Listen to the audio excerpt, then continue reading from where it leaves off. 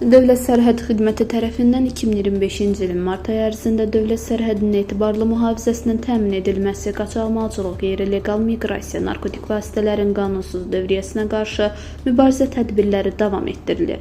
Bu barədə Dövlət Sərhəd Xidmətindən məlumat verilib. Bildirilib ki, ay ərzində dövlət sərhədini pozduqlarına görə 13 nəfər saxlanılıb.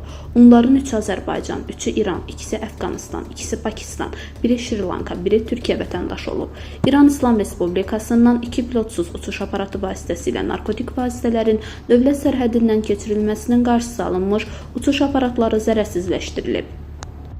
Qanunsuz miqrasiya ilə mübarizə tədbirləri nəticəsində saxtalaşdırılmış tarix mühürü və pasportla özgəsinə məxsus sənədlə dövlət sərhədini keçməyə cəhd göstərən 5 nəfər saxlanılıb. Sərhəd rejim qaydalarını pozduqlarına görə 850 nəfər saxlanılaraq barələrində müvafiq tədbirlər görülüb.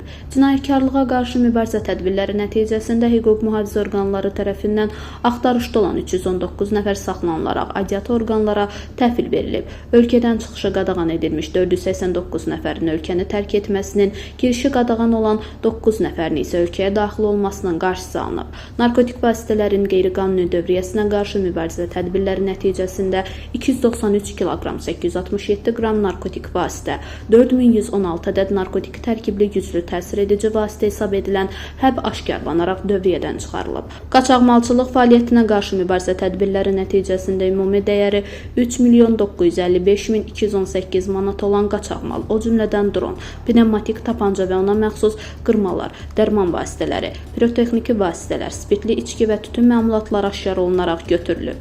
Dövlət sərhədlərimizin etibarlı mühafizəsinin təşkili istiqamətində tədbirlər davam etdirilir.